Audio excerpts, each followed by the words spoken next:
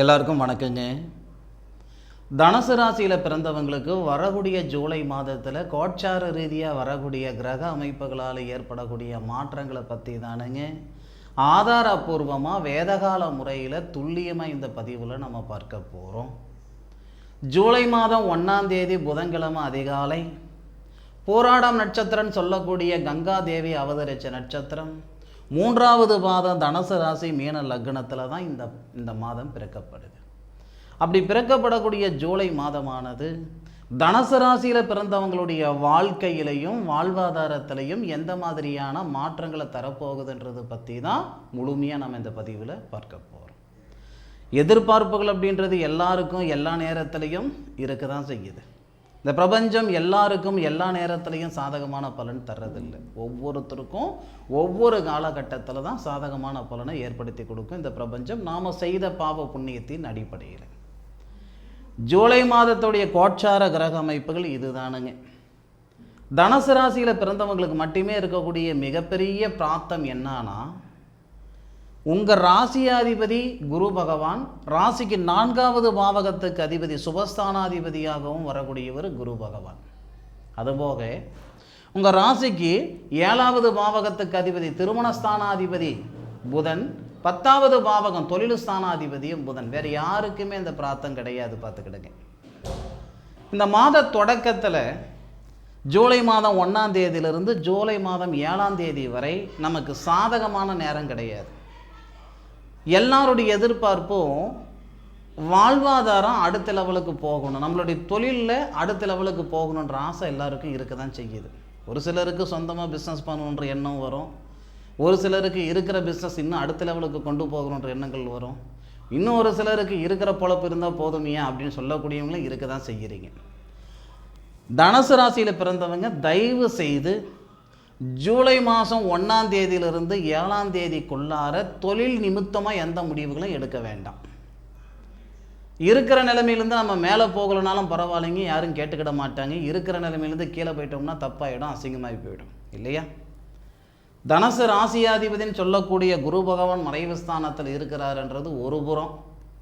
லாபஸ்தானாதிபதினு சொல்லக்கூடிய சுக்கிர பகவான், அதாவது அசுர குருவும் தேவகுருவும் சேர்ந்து மறைவு ஸ்தானத்தில் சந்திர பகவானுடைய ஒரே ஒரு நல்ல விஷயம் இருக்க தான் செய்யுது. என்னன்னா, 8வது பாவகத்துக்கு அதிபதி உங்கள் ராசியிலையும் உங்கள் ராசியாதிபதி 8வது பாவகத்தில், அதாவது கிரக பரிவர்த்தனை. ஆனாலும் புரோஜனம் கிடையாது. கிரக பரிவர்த்தனை ஏற்படுது, அதனால் புரோஜனம் இல்லை. அப்போது உங்களுக்கு லாபஸ்தானாதிபதி தொழில்ஸ்தானாதிபதி உங்கள் ராசியாதிபதி கிட்டத்தட்ட 3 கிரகங்களும் ராசிக்கு 8வது பாவகத்தில் மறைவு ஸ்தானத்தில் இருப்பது அவ்வளோ சிறப்பு இல்லை. அப்போ லாபஸ்தானாதிபதி சொல்லக்கூடிய சுக்கிரன் 4ஆம் தேதி வரை மறைவு ஸ்தானத்தில் இருப்பார். தொழில் ஸ்தானாதிபதினு சொல்லக்கூடிய புதன் 7ஆம் தேதி வரைக்கும் மறைவு ஸ்தானத்தில் இருப்பார். அதனால் முடிஞ்ச அளவுக்கு ஒரு முக்கியமான ஒரு முடிவுகள் நீங்கள் எடுக்கணும். தொழில் நிமித்தமாக ஒரு ஐடி நிறுவனத்தில் வேலை செய்துக்கிட்டு இருக்கிறீங்க, வேறு ஏதாவது நிறுவனத்துக்கு போகலான்ற பிளான் இருக்குது. இருக்கிற வேலையை நாம் ரிசைன் பண்ணலாம், வேண்டாம், இந்த 7 நாள் பொறுத்துக்கோங்க. இல்லை புதுசாக ஒரு வணிகம் தொடங்க போகிறோம், ஒரு தொழில் தொடங்க போகிறோம் அப்படின்னா இந்த 7 நாளுக்குள்ளார இந்த தொழில் நிமித்தமாக செய்யக்கூடியது அந்தளவுக்கு சிறப்பாக இருக்காது, பார்த்துக்கிடுங்க. பட்டம் பார்த்து பயிர் செய்யுன்னு சொல்லக்கூடிய வார்த்தை 3 மாதம் 6 மாதம் வளரக்கூடிய பயிருக்கு மட்டும் கிடையாது, நம்மளுடைய வாழ்க்கைக்கும் தான் வாழ்வாதாரத்துக்கும் தான். அதனால் தனுசு ராசியில் பிறந்தவங்க இந்த 7 நாள் கொஞ்சம் ஜாக்கிரதையாக இருங்க, தயவு செய்து.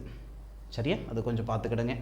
அடுத்தபடியாக அந்த 7ஆம் தேதி அதே மாதிரி 4ஆம் தேதி இந்த 2 தேதியும் பார்த்திங்கன்னா நமக்கு லாபஸ்தானாதிபதியும் தொழில் ஸ்தானாதிபதியும் ஒரே பாவகத்தில் 9வது பாவகத்துக்கு வராரு. 9வது பாவகத்துக்கு அதிபதினு சொல்லக்கூடிய சூரியன் உங்கள் ராசியை பார்ப்பார். பிரமாதமாக இருக்கும் அந்த நேரம். கிட்டத்தட்ட உங்களுக்கு 4ஆம் தேதியிலிருந்தே ஒரு சில மாதிரியான மாற்றங்கள் ஏற்படும். 7ஆம் தேதியிலிருந்து முழுமையான மாற்றம், அதாவது வெளியூர் போகிறதுக்கான சந்தர்ப்பம் ஏற்படும், வெளிநாடு போகிறதுக்கான சந்தர்ப்பம் ஏற்படும். வேலையே இல்லாமல் நான் இருந்துக்கிட்டு இருக்கிறேனுங்க அப்படின்னா உங்களுடைய சக்திக்கு தகுந்த மாதிரி, உங்களுடைய திறமைக்கு தகுந்த மாதிரி, உங்களுடைய படிப்புக்கு தகுந்த மாதிரி 7ஆம் தேதியிலிருந்து வேலை வாய்ப்பு உருவாகிறதுக்கு வாய்ப்புகள் உண்டு. இன்னும் சில பேர் இருக்கிறீங்க, சார் பறக்க பறக்க பாடுபட்டுக்கிட்டு இருக்கிறேன் சார், பாட்டுக்கு தகுந்த பலன் இருக்கிற மாதிரி எனக்கு தெரியல சார். அதுக்கு என்ன சார் அர்த்தம்? சம்பாதிக்கிற மெச்சப்படுத்த முடியல, அதுதான் அதுக்கு அர்த்தம். 10 மணி நேரம் வேலை பார்க்குற மாதிரி தெரியுதுங்க, ஆனால் 10 மணி நேரம் வேலைக்கு உண்டான சம்பாதனையும் கிடையாது, அந்த சம்பாதனை நிற்கவே இல்லை. இந்த மாதிரியான மன அழுத்தம் தனுசு ராசியில் பிறந்தவங்களுக்கு ஒரு சிலருக்கு இருக்க தான் செய்திருக்கும். அப்போது இந்த 7ஆம் தேதியிலிருந்து பார்த்திங்கன்னா அந்த பொருளாதார ரீதியாக இருக்கிற சங்கடங்கள் கம்மியாகிறதுக்கான வாய்ப்புகள் ஏற்படும். சார் அதுக்கு என்ன சார் ஆதாரம் சொல்கிறீங்க? உங்களுடைய ராசியாதிபதி தன்னுடைய சுயசாரத்தில் இருந்து தனிச்சு உச்சம் பெற்று உங்களுடைய ராசிக்கு 12வது பாவகத்தை பார்ப்பார். அப்போ 12வது பாவகத்துக்கு அதிபதினு சொல்லக்கூடிய, அதாவது விரயஸ்தானாதிபதினு சொல்லுவாங்க, அவர் உங்கள் ராசிக்கு 6வது பாவகத்திலிருந்து உங்கள் ராசியை பார்ப்பார். இந்த அமைப்பால் சுப விரய செலவுகள் ஜூலை மாதத்தில் தனுசு ராசியில் பிறந்தவங்களுக்கு வந்து சேரும். பொருளாதார ரீதியாக இருக்கிற சங்கடங்களும் சரி செஞ்சுக்கிறதுக்கான வாய்ப்பு இந்த பிரபஞ்சம் கொடுக்கும். நம்ம இந்த பிரபஞ்சத்துக்கிட்ட கேட்குறது என்னென்னா சந்தர்ப்பம்தான். தப்போ ரைட்டோ நான் ஒரு சங்கடத்தில் மாட்டிக்கிட்டேனுங்க, இப்போ புத்தி வந்துருச்சு, ஒரு வாய்ப்பு இருந்தால் நான் நல்லா வாழ்ந்துவிடுவேன். தப்போ ரைட்டாக கடன் ஆகி போச்சு, இந்த கடன் மட்டும் நீங்கி போச்சுன்னா நான் போய் சேர்ற வரைக்கும் மீண்டும் இந்த மாதிரி ஒரு சூழ்நிலைக்கு தள்ளப்படாமல் நான் பார்த்துக்கிடுவேன் இல்லையா? எல்லா மனசாலுடைய குணம் இதுதான். இந்த நேரத்தில் அந்த ஜூலை மாதம் 7ஆம் தேதியிலிருந்து இந்த பிரபஞ்சம் கொடுக்கக்கூடிய மாற்றங்கள் எப்படி இருக்கும்னா, நம்மளுடைய பொருளாதார ரீதியாக இருக்கிற சங்கடம் மன அழுத்தம் ஏதாவது ஒரு வகையில் குறையறதுக்கான வாய்ப்பு உருவாக்கி கொடுக்கும். வாய்ப்புகளை பயன்படுத்திக்கிடணும். இல்லை 10 நிமிஷத்துக்கு முன்னுக்கு என் வீடியோவை பார்ப்பீங்க அப்படின்னு நீங்கள் நினைக்கல, உங்கள் கண்ணில் படுவோம் நானும் நினைக்கல. மொபைல் எடுத்து வச்சோம், ஏதோ ஒரு சூழல் ஏதோ ஒரு காரணத்துக்காக தான் நான் உங்கள் கண்ணில் பட்டிருக்கேன்.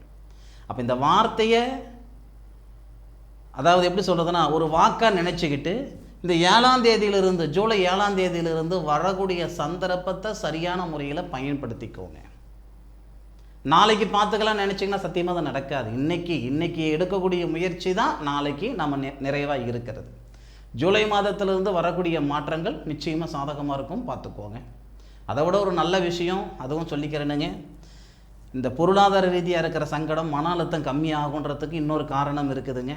அப்படி என்ன சார் காரணம்னா, இந்த தனத்துக்கு அதிபதினு சொல்லக்கூடிய சனி பகவான் 4வது பாவகத்தில் இருந்து உங்கள் ராசியை பார்ப்பார். அதுபோக அந்த சனி பகவான் பார்த்திங்கன்னா புதனுடைய சாரம், அதாவது புதனுடைய சாரம்னா நம்ம தொழில் ஸ்தானாதிபதியுடைய சாரம் வாங்குறாரு. அப்போ தொழில் ஸ்தானாதிபதி புதனுடைய வீட்டை பார்ப்பார். 7ஆம் தேதி வரைக்கும் புதனுடைய வீட்டை பார்க்குறாரு. 7ஆம் தேதிக்கு மேலேயும் புதனுடைய வீட்டை தான் பார்க்குறாரு. 9வது பாவகத்திலிருந்து 3வது பாவகத்தை பார்ப்பார். அப்போ இந்த தனஸ்தானாதிபதினு சொல்லக்கூடிய சனி புதனுடைய வீட்டை பார்ப்பார். அதாவது இது என்ன கணக்குனா, தனஸ்தானாதிபதியும் தொழில் ஸ்தானாதிபதியும் பார்வை பரிவர்த்தனை, சரியா? இவருடைய வீட்டை அவரும் அவருடைய வீட்டை இவரும் பார்ப்பார். இந்த நேரத்தில் தனகாரகன் சொல்லக்கூடிய கிரகம் குரு தானே, இவர் தானே குரு தானே, உங்கள் ராசியாதிபதி தானே தனகாரகன். அவர் என்ன பண்ணுறாரு அப்படின்னா, உங்கள் ராசிக்கு 2வது பாவகம் தனஸ்தானத்தையும் பார்க்குறாரு, தனஸ்தானாதிபதியும் பார்க்குறாரு. இந்த சூழலால் தான் இந்த மாதத்தில் உங்கள் மன அழுத்தம் கம்மியாகும், பொருளாதார ரீதியாக இருக்கிற சங்கடங்களை சரி செஞ்சுக்கிறதுக்கான வாய்ப்பு ஏற்படும்.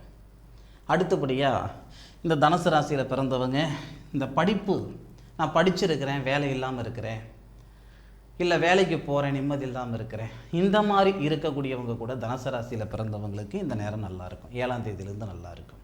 அதுவும் சூரியன் இந்த புனர்பூச நட்சத்திரத்தில் ட்ராவல் பண்ணுற நேரம் ரொம்ப நல்லாயிருக்கும்.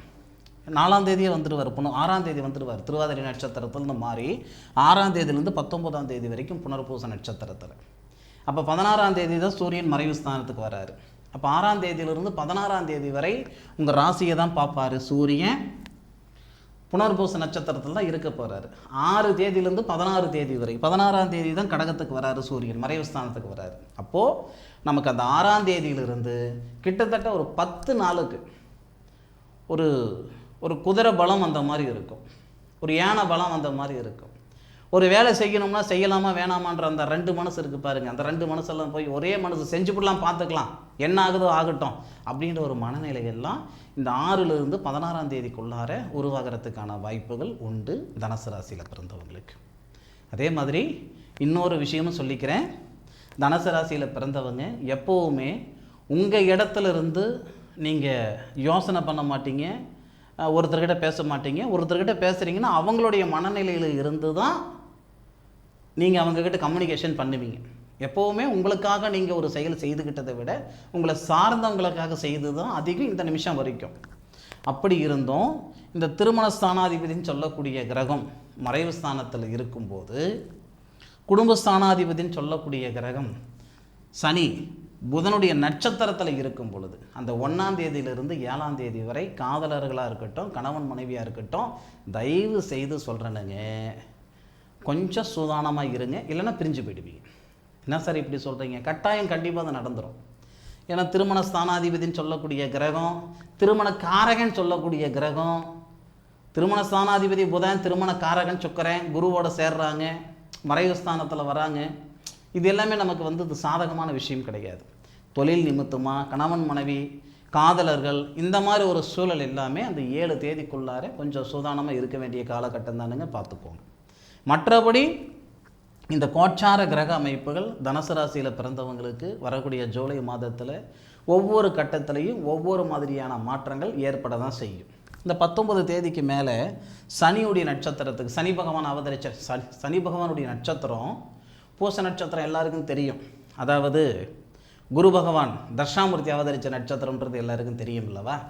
அப்போது இந்த சூரியன் என்ன பண்ணுறாருன்னா பூச நட்சத்திரத்தில் உங்களுடைய ராசிக்கு 2வது பாவகத்தை பார்ப்பார். பூர்வீக சொத்து விற்க முடியலையன்ற சங்கடம் இருந்தால் தனுசு ராசியில் பிறந்தவங்க பூர்வீக சொத்து பற்றி விற்கிறதுக்கான வாய்ப்புகள் இந்த நேரத்தை நீங்கள் பயன்படுத்திக்கலாம். பாக பிரிவினை செய்யாமல் இருக்கேன் சார், எங்கள் தாத்தா சம்பாரித்தது, எங்கள் தாத்தனுடைய அப்பா சம்பாரித்தது, இது 2 தலைமுறையாக 3 தலைமுறையாக இது பூர்வீகம், பாக பிரிவினை செஞ்சுக்க முடியல அப்படின்னா இந்த நேரத்தில் வாய்ப்பு இருக்குது. அதுக்கு ஆதாரம் என்ன? அடுத்த கேள்வி அங்கே தானே வருவீங்க. நீங்கள் வரீங்களோ இல்லையோ அந்த ஆதாரத்தை கொடுக்கணும் அப்படின்றது கொடுக்கறது என்னுடைய கடமை இல்லையா?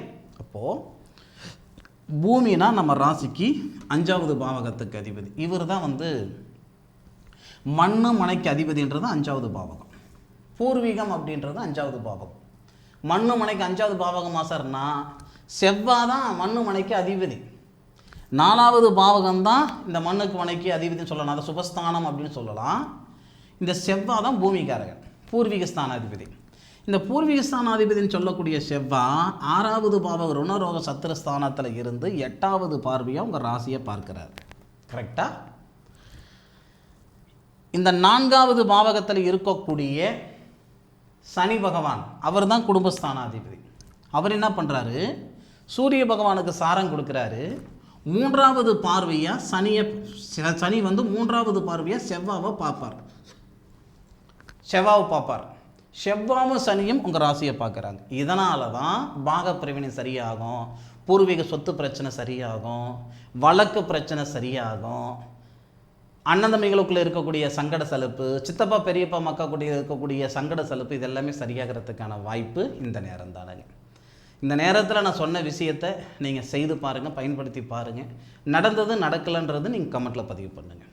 100% தனுசு ராசியில் பிறந்தவங்களுக்கு ஆஹா ஓஹோ வாழ்ந்துட்டுருக்கிறேன் அப்படின்னு சொல்லலைன்னாலும் நிம்மதியாக வாழ்ந்துக்கிட்டு இருக்கிறேனுங்க, நிறைவாக வாழ்ந்துக்கிட்டு இருக்கிறேன்னு சொல்லக்கூடிய சூழல் வரக்கூடிய ஜூலை மாதத்தில் கோட்சார ரீதியாக வரக்கூடிய கிரக அமைப்புகள் ஏற்படுத்தும். இந்த காலகட்டத்தில் உங்களுடைய சுய ஜாதகத்தில் இருக்கிற பலன்களை நீங்கள் தெரிஞ்சுக்கிடணும்னா உங்களுடைய ஜாதகத்தை அனுப்பி வைங்க. என்ன இருக்கோ விரிவாக விளக்கமாக அருமையாக அற்புதமாக பார்த்து சொல்கிறேனுங்க. மீண்டும் அடுத்த ஒரு அற்புதமான தருணத்தில் தனுசு ராசியில் பிறந்தவங்களை சந்திக்கும் வரை உங்களிடமிருந்து விடைபெறுவது உங்கள் வீட்டு ஜோதிட நண்பனான மா காளிதாஸ் மணிகண்டன். திருச்சிற்றம்பலம். வாழ்க வையகம், வாழ்க வளமுடன்.